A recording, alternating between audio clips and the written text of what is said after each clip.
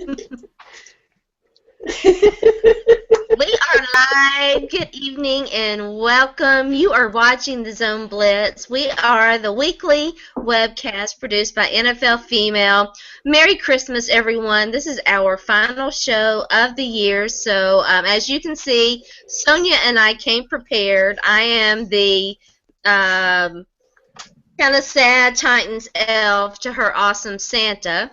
But we got two special guests tonight. We're going to talk some NFL playoffs. We might talk a little college football. Who knows what will come up? And then we're going to talk some Christmas movies and Christmas songs. We might sing some Christmas carols for you guys.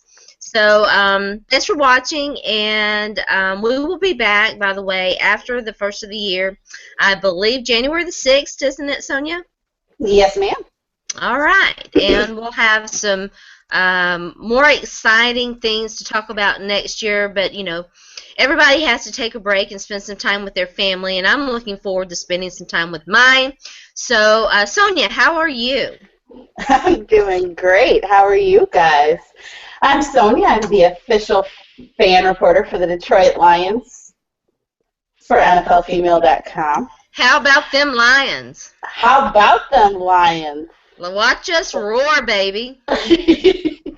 Well, we thank you for the support, and we thank you for hiring Ken Wisenhunt. Yeah, there you go, right? Yeah.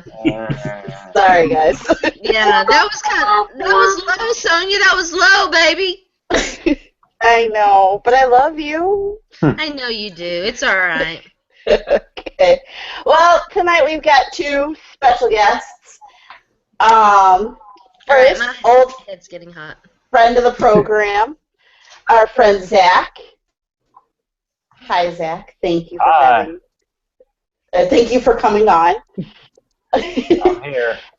Very glad to have you. Glad you can make it. And thanks for wearing your T-Rack hat. I'm in the spirit. And what beer are you drinking this evening? I got the Anderson Valley Winter Solstice tonight, so it's all good stuff. Yum, I am drinking a cab. Not the kind you drive, but the kind you drink. Beep, beep. Yeah. Me. And our second special guest is the person who's been married to me for 12 years, and I still don't know why. Oh, no, you're awesome, boo. Greg is very lucky to have my boo.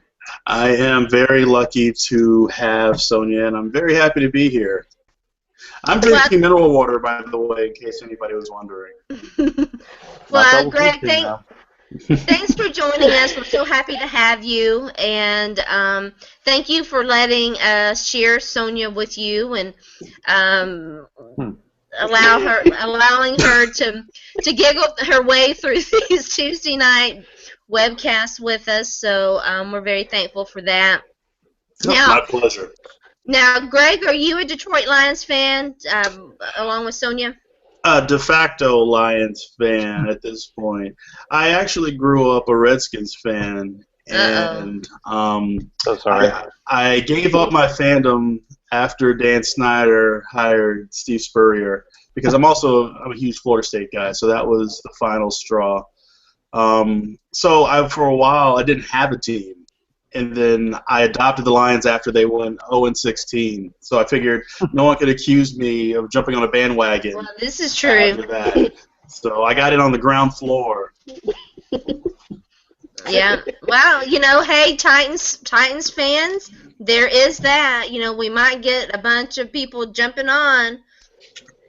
Just so people, because I think a lot of people did choose to ride with the Titans kind of early on because they did, they went to the Super Bowl the first year. They became the Tennessee Titans, so that was kind of awesome. That was awesome. Now, Zach. Steve McNair. Yeah. Now, Zach is, as you guys know, I'm the official fan reporter for the Tennessee Titans for NFL Female, and Zach is my co-host on another show where we talk about how the Titans stink and kind of cry in our beer. And sort of celebrate a little bit fantasy football. We're going to talk some fantasy football tonight. That's going to be kind of fun to see how everybody did in their leagues and stuff. But before we get to that, let's talk some playoffs, shall we? And Yes. Sonja and Greg, de facto Lions fan, how does it feel to finally get that off your back? Sonia, you want to go ahead first? Because I have some very long-winded thoughts on this. Of course you do. I will say that it feels pretty good. I'm taking it one game at a time. I really like Jim Caldwell's mantra of, not getting too high, not getting too low. And he has repeatedly said the only people that can beat us are us. And so the way the team's playing right now, I'm trying to think if they're lucky or just good. And I'm going to err with lucky, but still, I'm feeling pretty good. I think that it takes a little bit of both of that. It takes some luck to make it to the big show, and what more so I think in football because of how the prolonged the other leagues are. But Greg, you had some thoughts, and so hit us with it. So, I think a lot of people forget the last time the Lions made the playoffs because it wasn't a very memorable run a few years ago when they got knocked out in the divisional round against the Saints. But I thought that at that point, everybody was ready to see the Lions take that next step. So last season when the Lions really weren't very good again, and it went right back to the same old Lions, it took a long time during this season for the fans to actually believe that this was going to be real. We've seen so many second half collapses. We just weren't ready to really buy in. And so it's very bizarre to go from this situation where you're waiting for the other shoe to drop, and the NFC itself had been so tight at the top that even with all these wins, it was impossible that you were going to be the odd man out, especially given what's going on with the NFC South.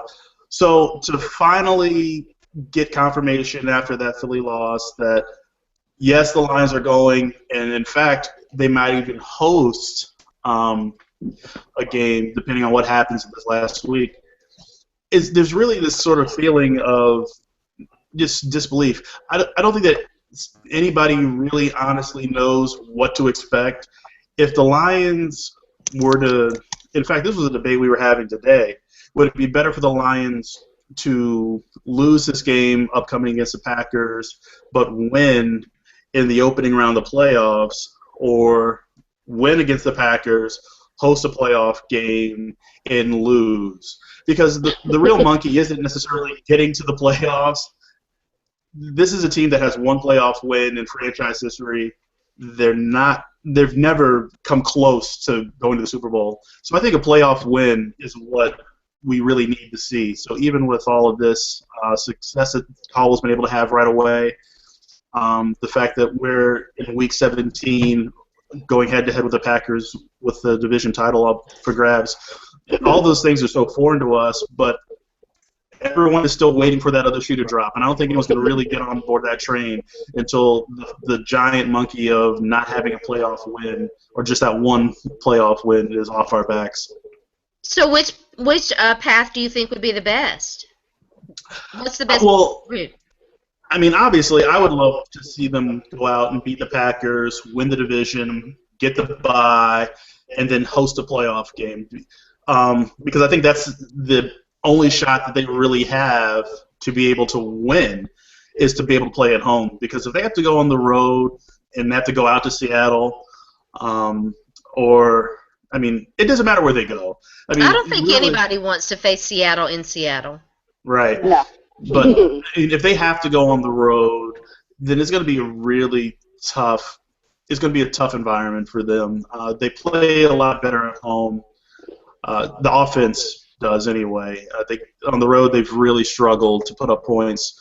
The defense travels, so I don't think that's going to be an issue. But the idea of Matt Stafford playing on the road, just really playing outdoors, really has been a big difference in his career. He's almost like Drew Brees in that regard, that he's so much better in the dome than he is outdoors in the elements. It's really strange because he has such a big arm. You would think that wouldn't be an issue, but yeah, I think that if they can get this win, and the other reason it would be huge is because they haven't won in Lambeau in like 23 years or something crazy like that. So there's a chance for them to do a couple of big things here with a win on Sunday, and hopefully they get flexed, and that'll be the primetime game. What about you, Zach? Do you have any rooting interest in any teams in the NFC right now?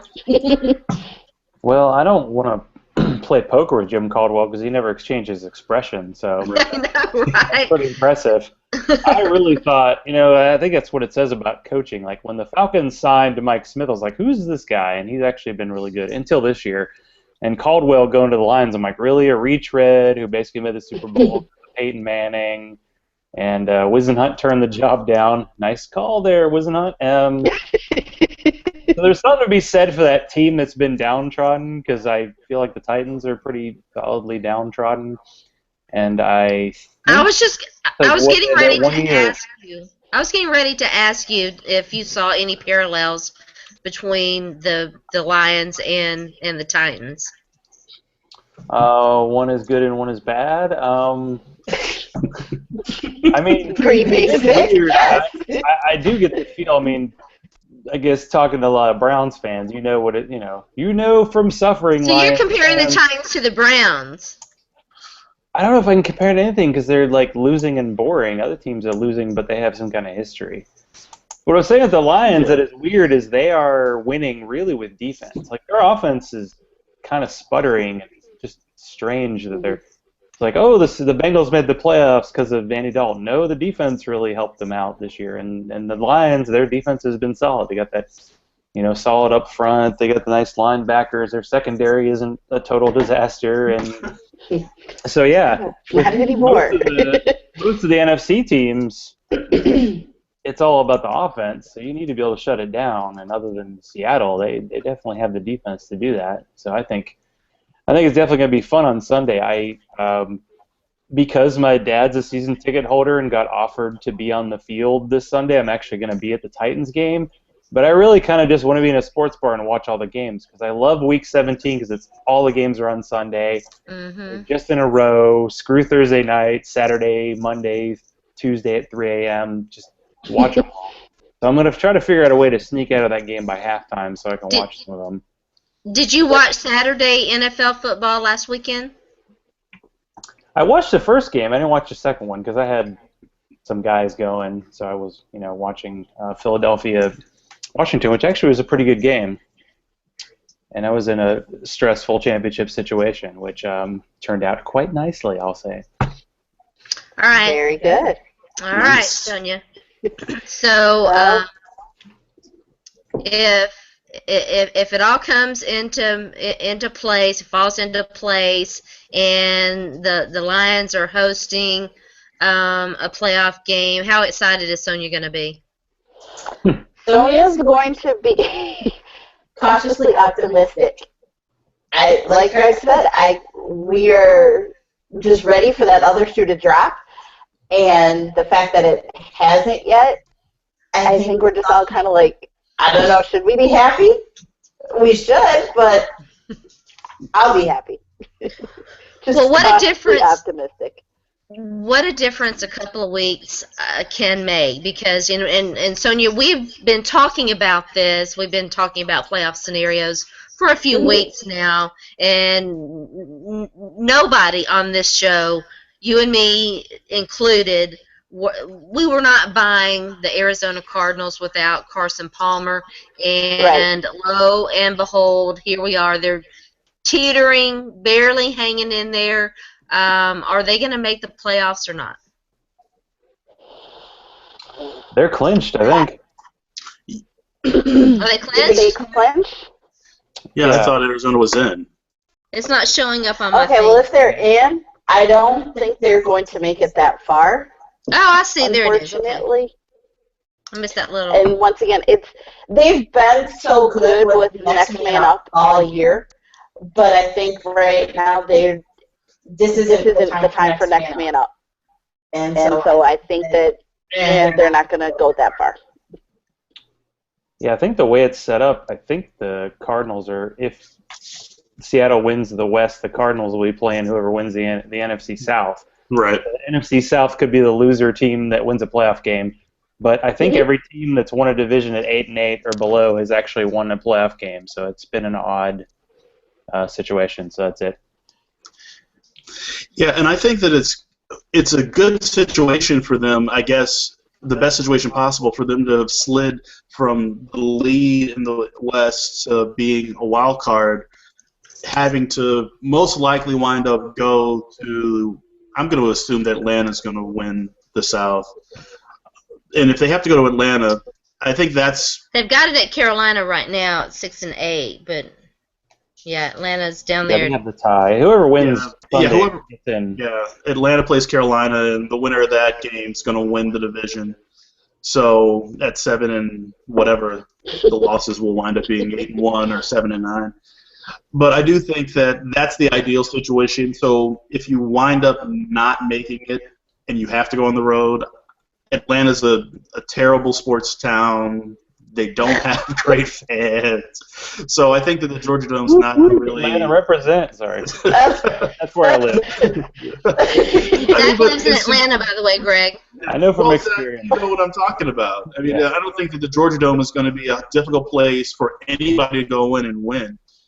Dallas would be hosting, and I think the Lions could go into Dallas to win. I think the Packers could go in and win. So I don't know that the loser of this Packers-Lions game would wind up in too tough of a spot, but it's just easier to win at home. So there. Yeah, so that's it. Yeah, that's really it. It just kind of. You know, I get that. Although you do have teams that get hot and start to win on the road, like the Giants. The year that they went out there and went on a road run and made it all the way to the Super Bowl and won it.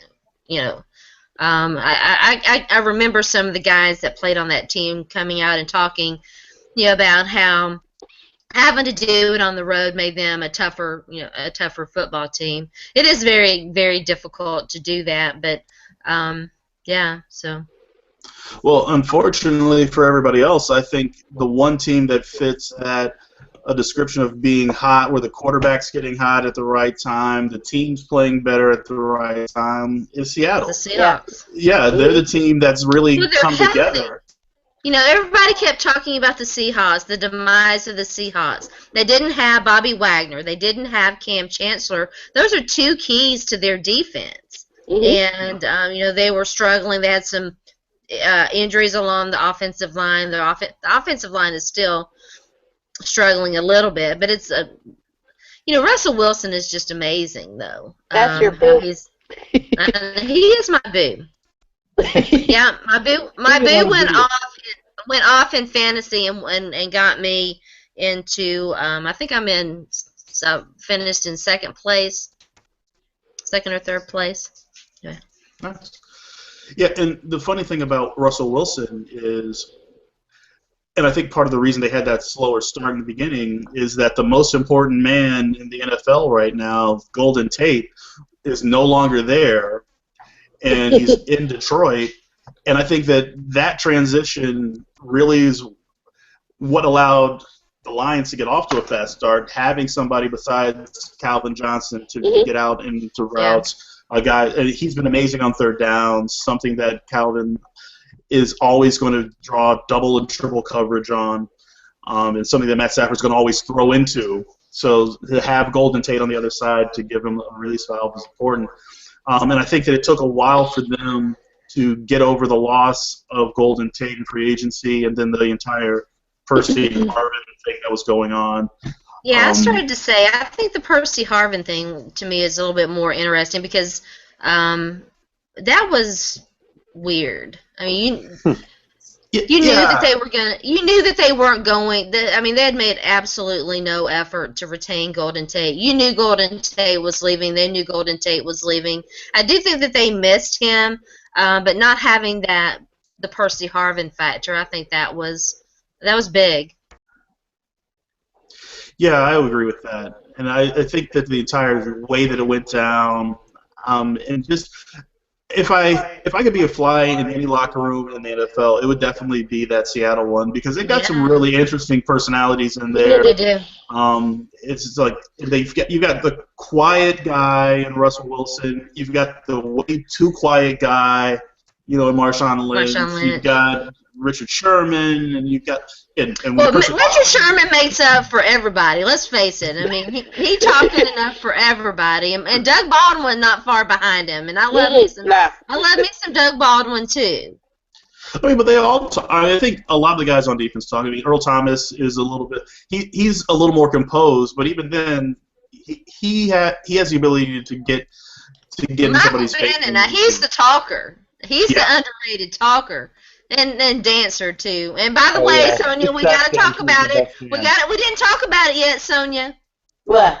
The Who twerk? twerked for us, baby? Who twerked for us? Big Joe Farr, yay. Right before he went on injured reserve. I know. Is that how he got hurt?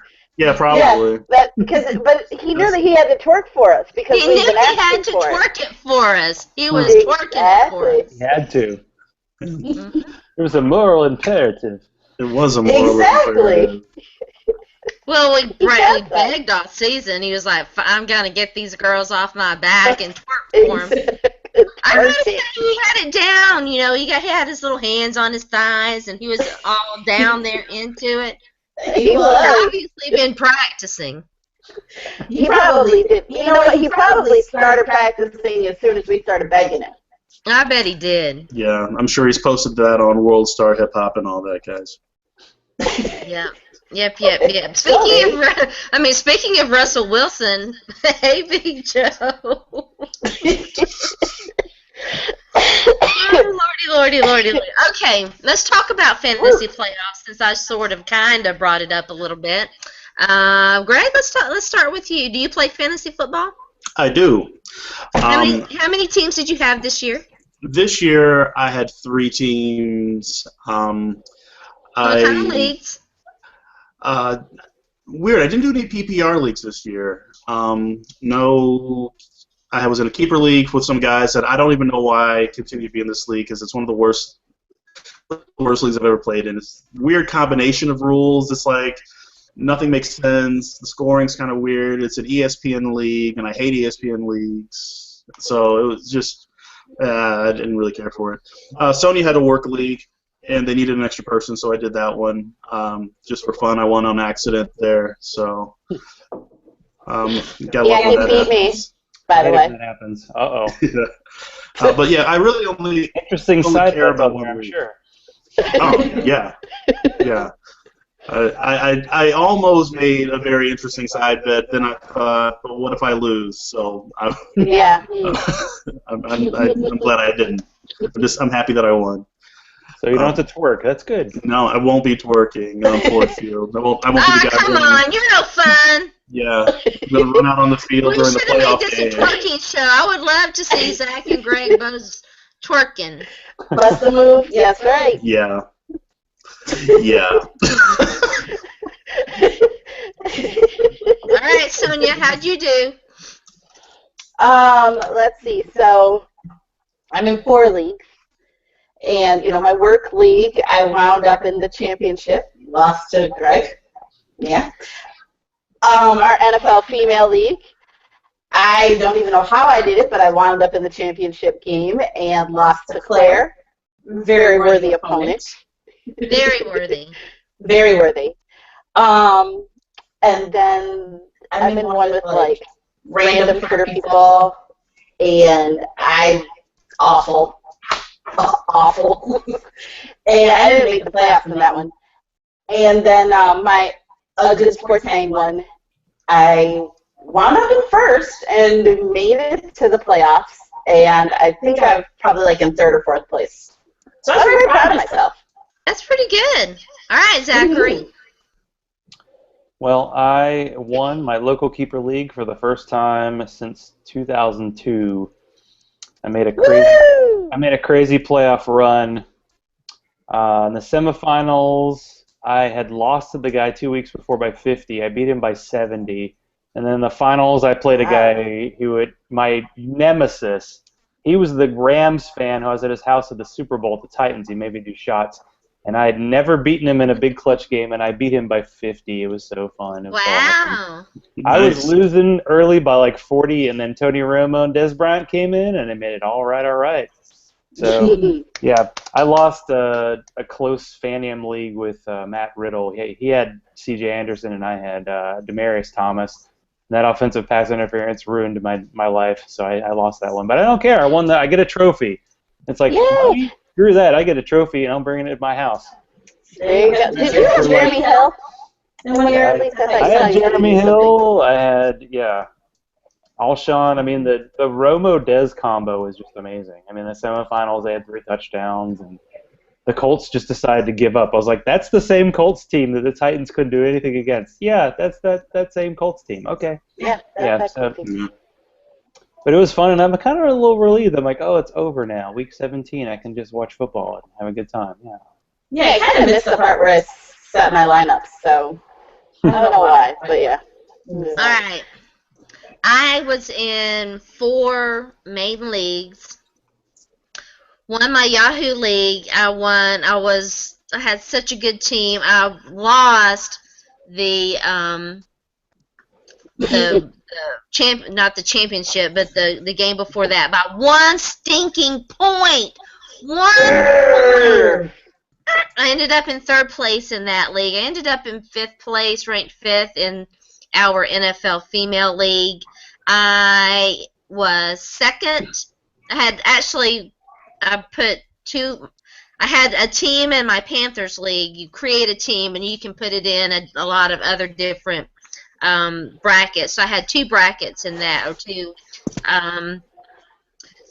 game kind of things going in that, and I finished 2nd place in one, and I sucked really, really badly in the other one. And then I won my Startup Dynasty League. I was the champion. Is that Delaney? At the Delaney and Tom Brady League? That's the Delaney Tom Brady League, baby. No. Delaney also had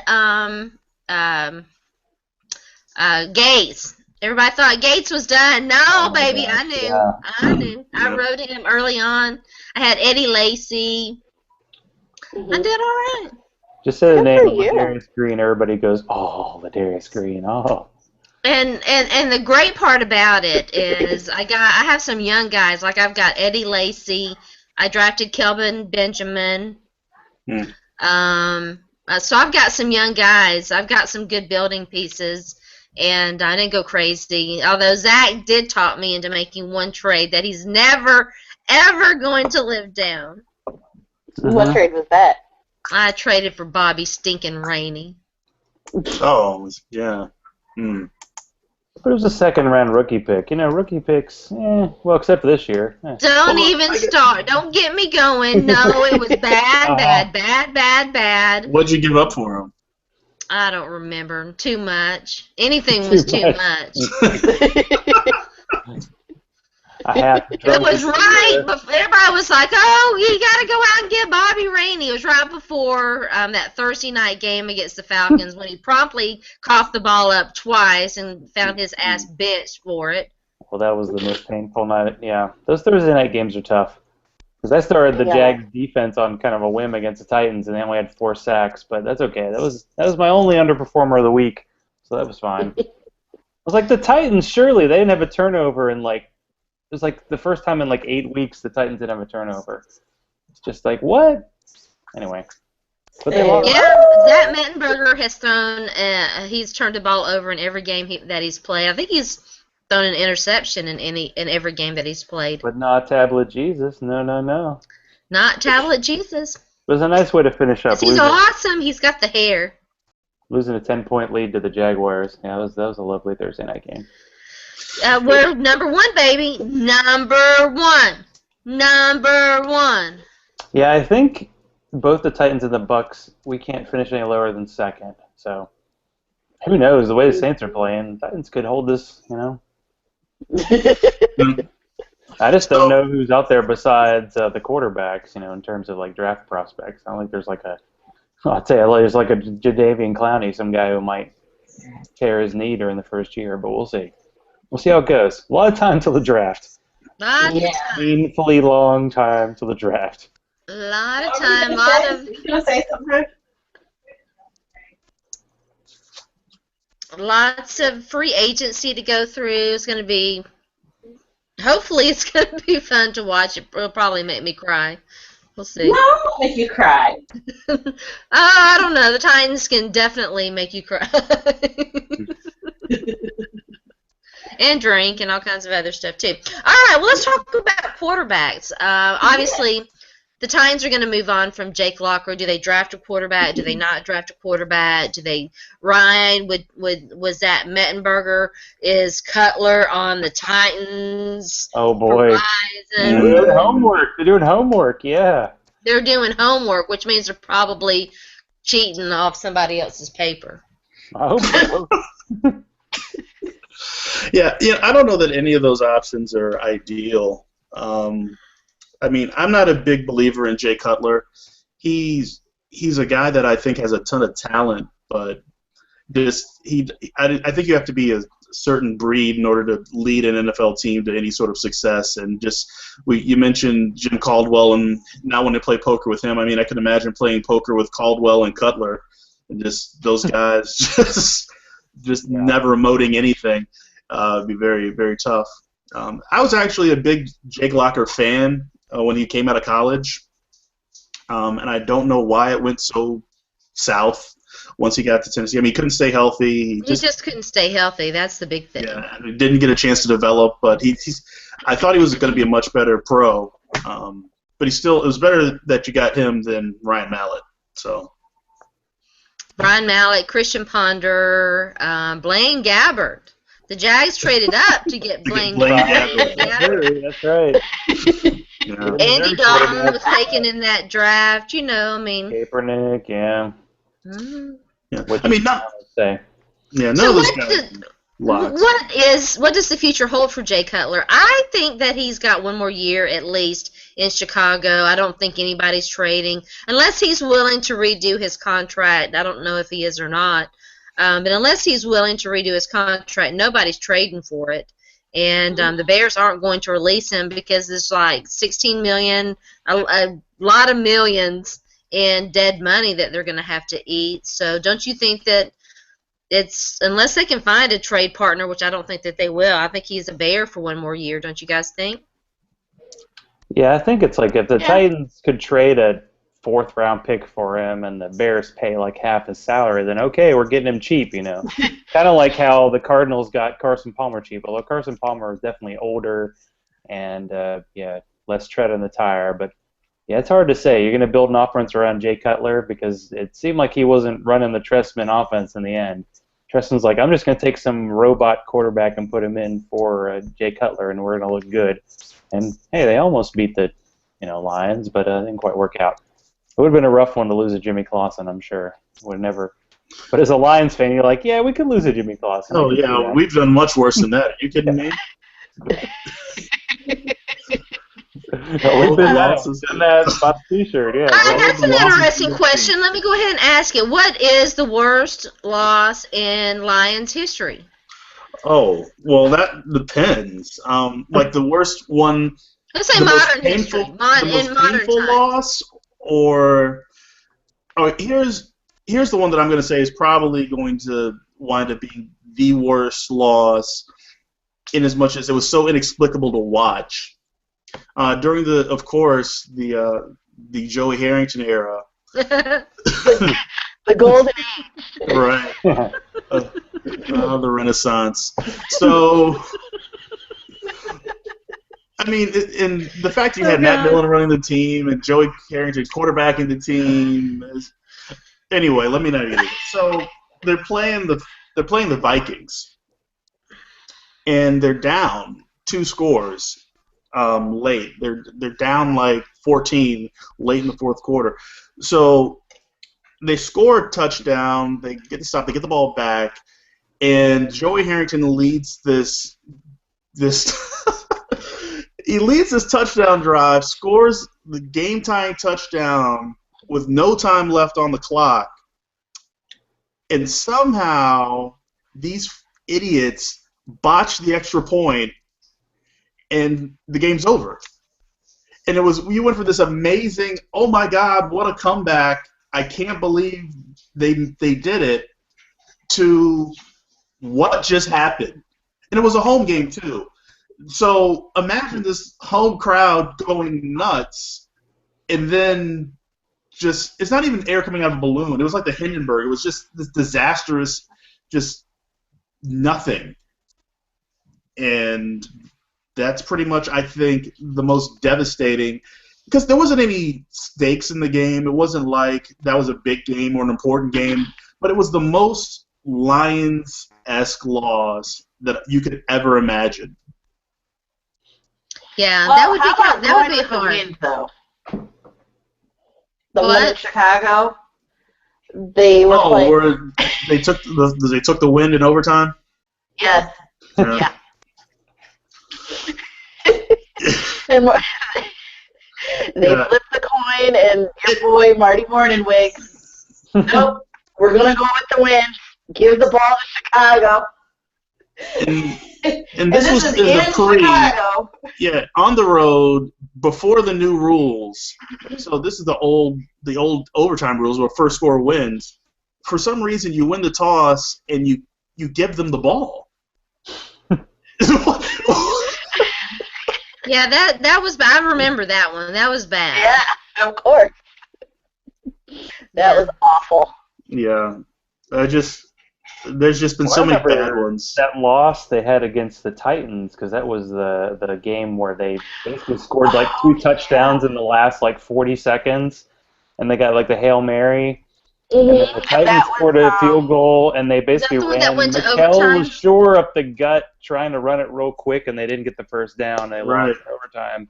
Yep. It was just like, what just happened? I don't think I quite understand what happened. It was like neither team deserved to win almost. It was so bad. But yeah, it was. Is that one where Titus Young caught the ball to go to overtime? Yeah. And I remember Nate Washington like caught a pass off the defender's like back and ran for a touchdown. Yep. So I remember that. Because I think Stafford was either benched or injured, and I think it was Sean Hill came in. Because I think it was. You mean Sean Hill? The Sean Hill that's lighting it up in St. Louis? That's right. Jeff Fisher an extension. Whoop, Jeff Fisher. Future Hall of Famer Sean Hill. Yeah. Oh yeah. Oh, we could talk. Trade hats. We got some good hats action tonight. We do. Yeah. I feel like one of those newscasters, one of those like 70-year-old newscasters, the bad toupee. Or you could go to England and be like in court. Like those guys with the wigs. That was my other thing. Was the barrister, the barristers over in Jolly Britain. Ho ho ho. I don't think it's that type of jolly. Jolly. Green John. Oh, Sonja knows what joke I was making before we went on the air.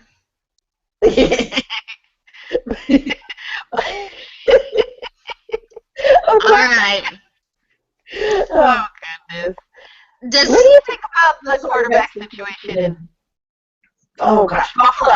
That's what I was going to ask. I got to get these guys to weigh in on the Kyle Orton situation. Does he stay or does he go? Who, the Legend Killer? The Legend Killer. The Legend Killer Cowboy Randy Orton? Or Kyle Orton? Weird. Yeah. He's, Kyle... He's one of those guys that you don't know how he keeps a job, yet he always has a job. He always has a job. I think they have to do something in the draft, and it's a weird quarterback crop here. So, I mean, somebody's going to wind up with Jameis Winston, which would be weird because he's essentially the same guy as E.J. Manuel. In fact, I like Manuel a little bit better in terms of his mechanics. I just don't know. I just really don't know what's going to happen there. It's just the draft and quarterbacks in general. Outside, once you get past who's going to walk away with Mariota, it's really a giant crapshoot. Yeah, I don't think it's going to be an answer for anybody either. I don't think that it's a good year to have a top 10, top 5 draft pick anyway. Glad we got it. Woohoo! It's such a Titans thing to do to get the #1 overall pick when there's nobody there that you would really want to use it on. But anyway, It's not like the Lions, like when they took what was it, Stafford and Slew. 2 straight years when the #1 draft pick was getting paid more than the best free agent. So they basically were stuck with these bad contracts, although the players actually turned out okay. But yeah, the 4 receivers in 5 years in the first round? That was a bit of a rough time. Yeah. But the Titans have had some bad first-round picks, otherwise they wouldn't be 2 and suck right now. Yeah. I mean, one of the guys wound up being Calvin Johnson, so that was okay. But I mean, you got Mike Williams, and Charles Rogers. Charles Rogers. Mm-hmm. It's just that. Mike Williams, come on. The guy had been out of football for a year. He wasn't even in college, and they drafted him. It was, of course. Yeah. Millen got a Millen. Yeah. You can't take a shot with that guy. So he's still on. Is he still a talking head somewhere on TV? Because that, He does a lot of college. Yeah, he's a college announcer. announcer Usually when he talks about the guys having talent and stuff like that, I'm like, don't listen to him. Yeah, he somehow is doing a lot of Midwest college games, so it's always a chance that you're going to wind up punching your TV.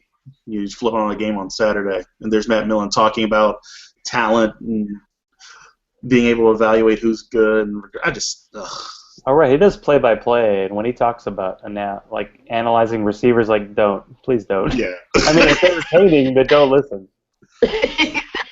You got to have that 5 wide, all first-round picks. You got to do it. Yeah. I mean, if you're playing Madden, yeah, absolutely. That's exactly how you want to build a team.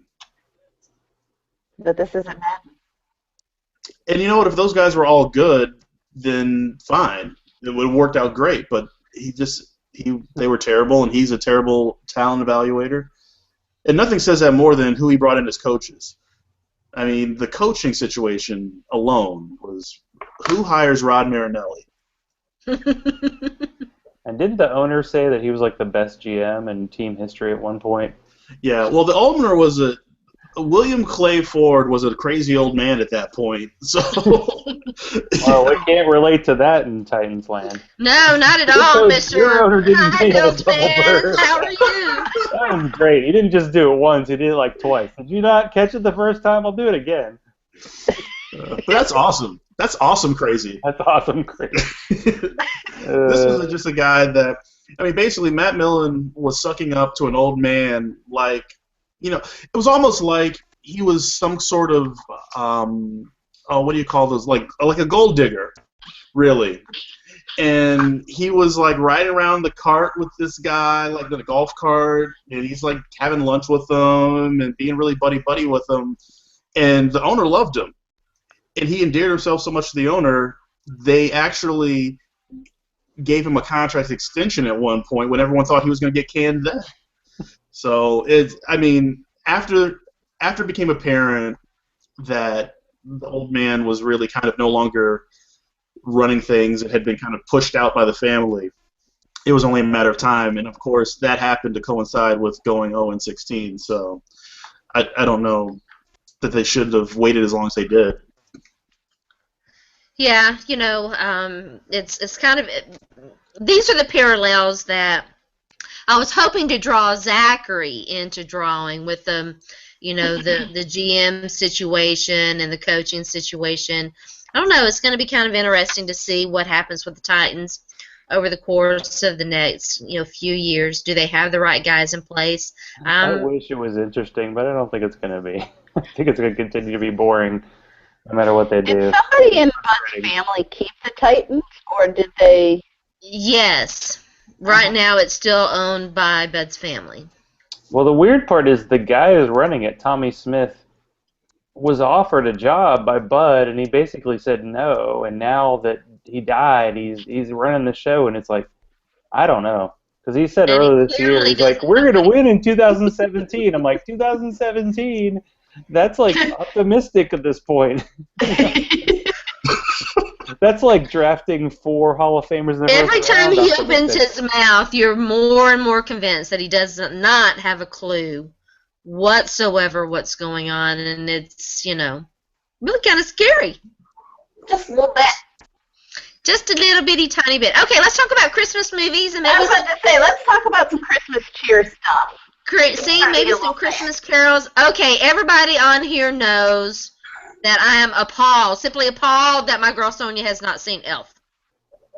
Oh, don't get me started on that. The list of movies that this woman has not seen is so long.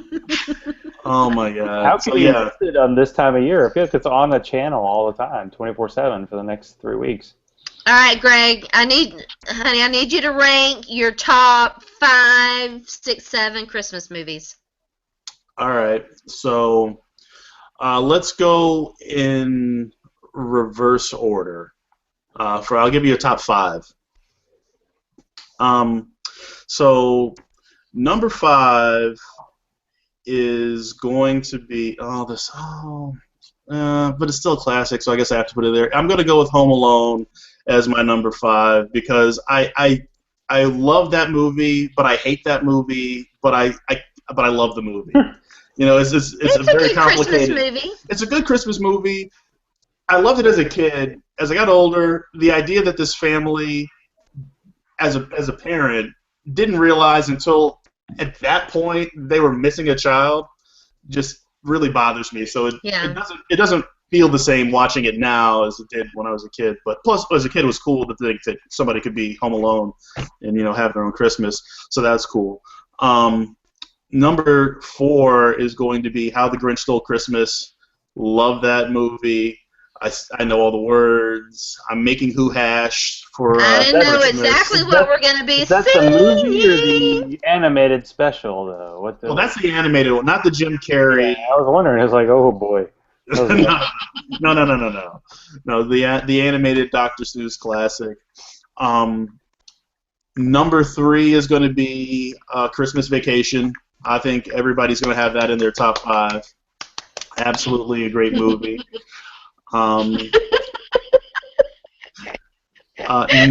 Number 2 is the little-known classic Emmett Otter's Jug Band Christmas. Oh, yeah. I love me some Emmett Otter. It makes me laugh so hard every time I watch these poor otters. Swerve there. Yeah, and by far the number 1 Christmas movie of all time is Die Hard. If you don't love watching Die Hard every Christmas, then you're not an American. I don't know what to tell you. Sonja said there would be a bit of a surprise. I knew it was going to be something like that. I was like, it's got to be Die Hard or something like that. I thought that Die Hard and Emmett Otter were going to be switched, but oh well. Oh, well, I mean, I love Emmett Otter, but it's not better than Die Hard. I mean, what's better than Die Hard? All right, Greg. Has Sonja seen every one of those movies? She has. Obviously, she's seen Grinch. I'm assuming she's seen. Because we never watched Christmas Vacation together, but I'm sure you've seen it. I've seen it. Yeah. I know she's seen Home Alone multiple times. I forced her to watch Emmett Otter. And I don't think you've ever seen Die Hard. Yeah, we watched it together. Oh, wait, that's right. One year, I forced her to watch Die Hard. Which one do you have to do? Like Top Gun and all these movies? I was like, how have you never seen Top Gun? She's not seen Top Gun. Okay. This is going to become a thing. Okay. Once a month, we're going to have a group viewing of movies with Sonja. We've got to help. We got to help my girl. They're caught up. I love you, Sharona. It's just. We're going to do really it. bad. I'm going to get Michelle in here, too, because she needs some more movie stuff. All right, Zachary, your turn. Well, I'll go with the classic number 5 with Christmas Story, just because that seems to be the movie that's on once a year. Like, all right, I'll watch it once a year, get it done. I think with 4 and 3, I'm going to go with the action movies. I'm going to Die Hard and Lethal Weapon. because I believe I saw both those movies in the theater with my grandmother because she loves action movies. I know it's crazy and random, but that's the way it is. And a couple days ago, we were able to watch the double feature of Christmas Story and Scrooged. And Scrooged, Bill Murray, that's hard to beat. That is my number 2 all-time favorite Christmas movie, Scrooged. It was like a good retelling, and Bobcat Goldthwait's last quality movie appearance, or possibly his only. Hey, solid list, Zach. Solid list. Well, I'm glad you approve. I'm not a hater. Right. Got to get this unhater. Everybody knows mine's Elf, number 1. Mm-hmm. Scrooge, number 2, and then it just depends. I like Die Hard and Lethal Weapon, but if I'm wanting to go for like or Christmas Vacations 3, if I wanted to go for like a chick flick while you were sleeping, Sleepless in Seattle, Love Actually. I know I was like trying to say both those two at the same time. Didn't work out too well. I like Frosty, all the little classic thing. Rudolph the Red-Nosed Reindeer. Mm-hmm. But definitely Scrooged is number 2. I have to watch it every single year. All right. So Christmas carols. Let's pick a favorite all-time Christmas carol. Sonja? Okay. You guys can laugh at me again. My all-time favorite is Sleigh Ride.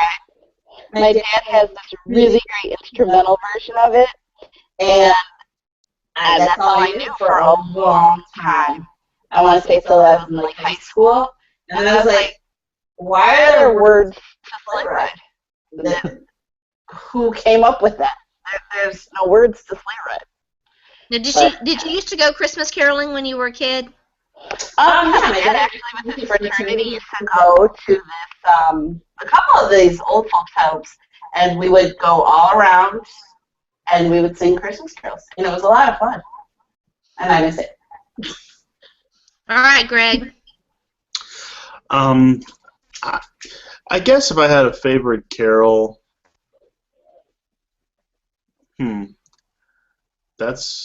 I don't know. I've never thought about which one would be my favorite. I probably should have been thinking about that while Sonja was talking.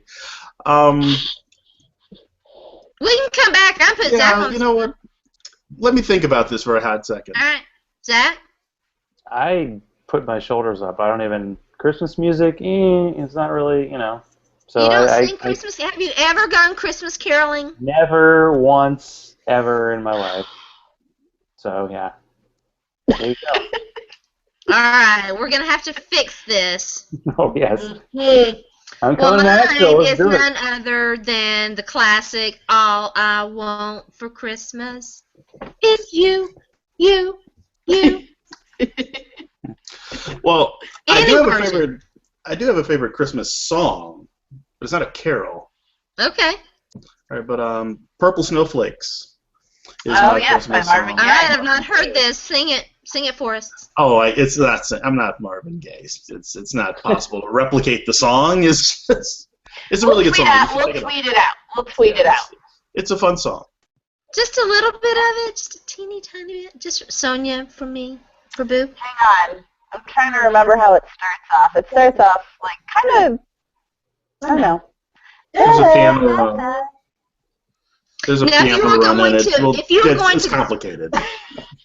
Now, if you were going to go caroling, what song would you pick to sing? Oh, like come on, you Silent Night, or? Yep, that would be. Oh, come, all ye faithful, joyful and triumphant, oh come. You'll come ye to Bethlehem. Bethlehem. Come and behold him. It would not be Christmas. It would not be Christmas without White Christmas or I'll have a blue Christmas. without you. Untapped talent. See what you're missing, Zach? No, I haven't quite heard it yet, but keep going. Grandma got run over by a Reindeer. coming to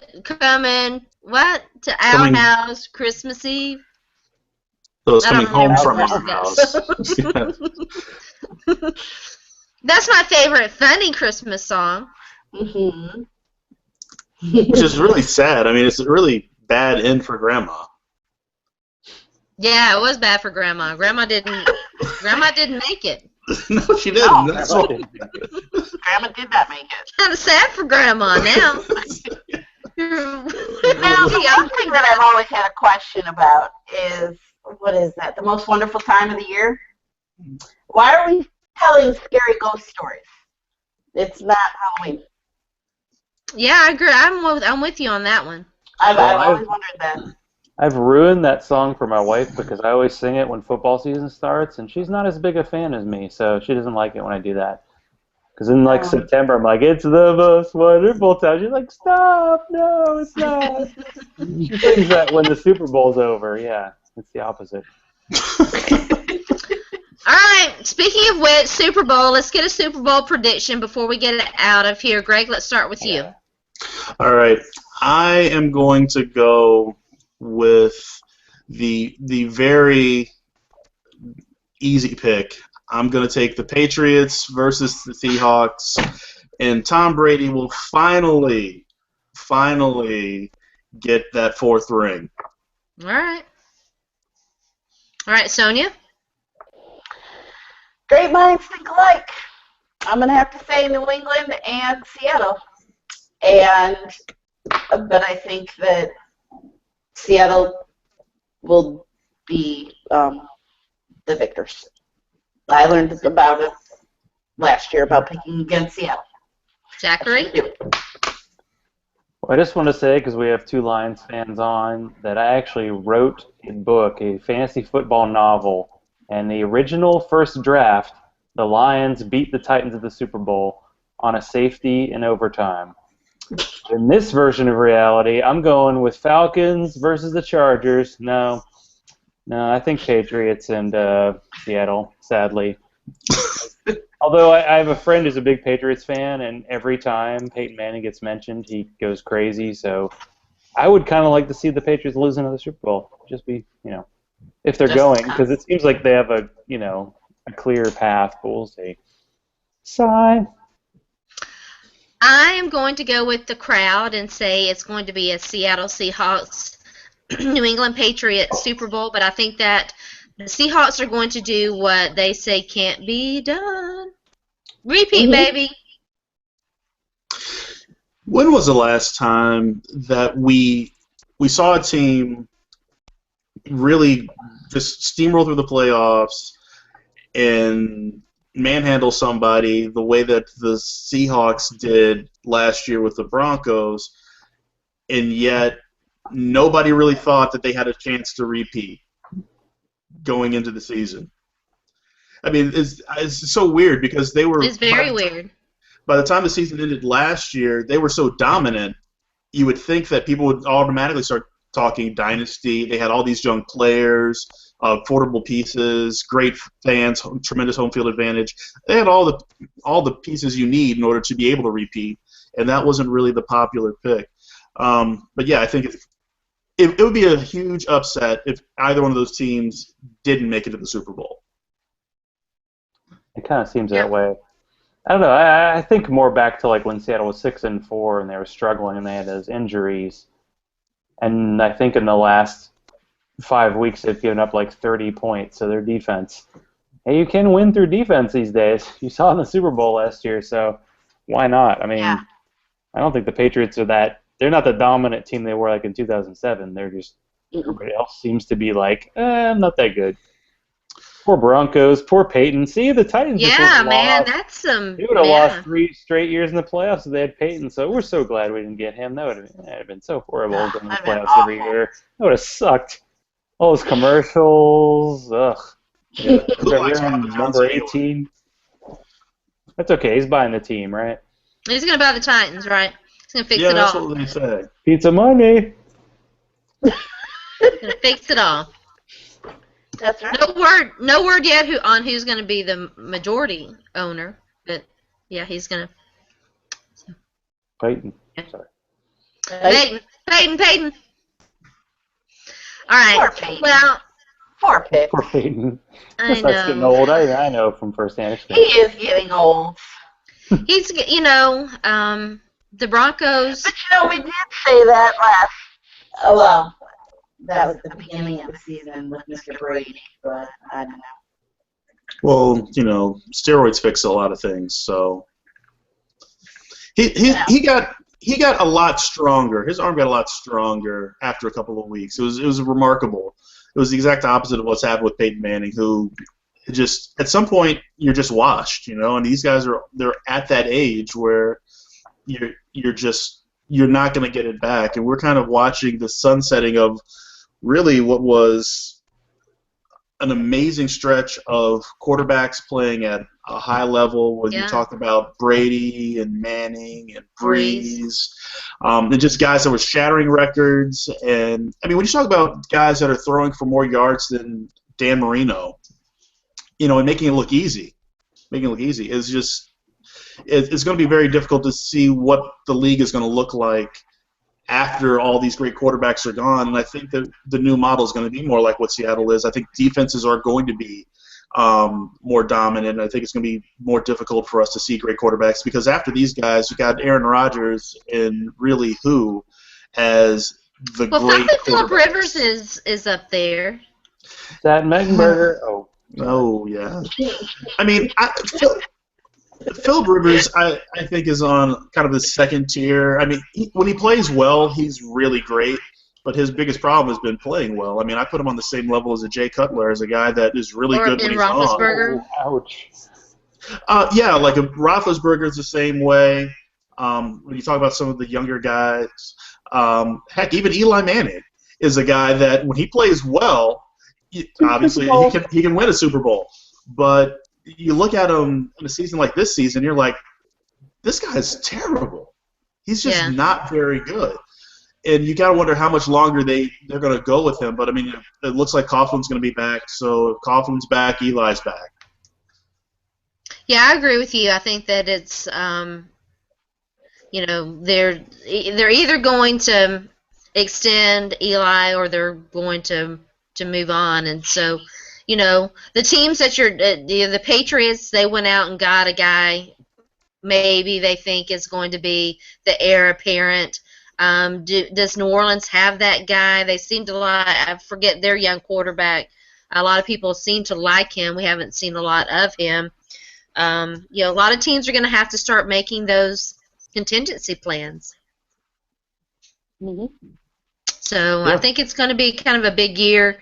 The quarterback class might not be as strong, but I think you'll see some teams, maybe take some guys in, second, third, fourth rounds that, they think that they might be able to, to develop and maybe plug in there. So we'll see about that. All right. Well, the hour always goes by so fast. We want to thank everyone for watching our Christmas show. We didn't sing as many Christmas carols as I thought we might, but that's all right. Well, we sing a lot on this show, don't we, Sonja? We do. We do. So, let me laugh. We didn't give you a chance to tell everyone where to find you when we started. So, Greg, tell everyone where they can find you on Twitter and any other social media that you might want. Well, if you'd like to enjoy more of my comedic stylings, you can find me on Twitter at NoKidsAnd3Money. That is NoKids and the number 3 money. All right, Zachary. Zach_law on Twitter. Find me there, and you'll get uncomedic stylings all the time for me. I tweet half as much as Sharona, which that's like every 3 seconds.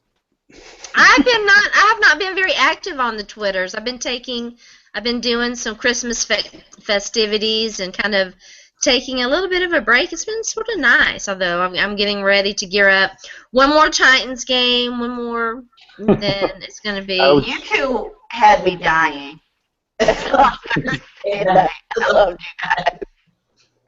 Yeah, that was we were fun. having a big time. Like, we're gonna enjoy this game, even though it's a bad game. It was a bad game. It was bad. But you made it happen. Who are you? Are you going to be doing any interviews over the holidays, Zach? I'm kind of on a little bit of a break, so we'll be kicking it up pretty soon.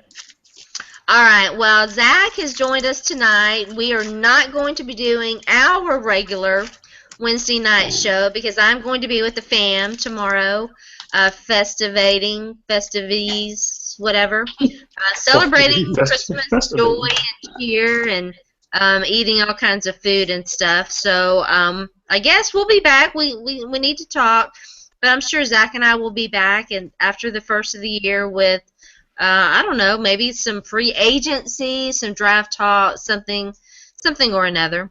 Singing. So Sonja? Duets. Yes, do what? Christmas carols with Titans lyrics. That should be fun. There you Oh, go. that'll be awesome. Sonja will tell everybody where they can find you. Well, you can find me on Twitter. My slightly comedic stylings, I guess. At mom, the number 2, the number 3, RN. And you can find me writing about the Lions on NFLfemale.com. And you can find me also writing about pretty much anything on A Good Sports Thing. So, yeah, make sure you check that out and all people there. And that's pretty much it. We definitely need to get Trav and the guys on. We need to work on that. Yeah, we do. I don't know what's up with Trav. We haven't seen him in a while, and so, yeah. We miss you, Travis. We do miss you, Trav.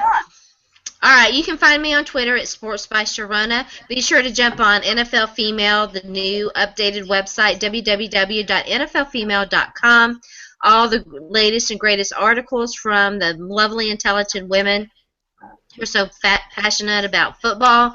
And we will be back on January the 6th with a new show, so be looking for information regarding that. We hope that you have a very, very Merry Christmas and a wonderful holiday season, and we will see you after the new year. Oh, and shout out to Liz as always. Bye. Bye, everybody.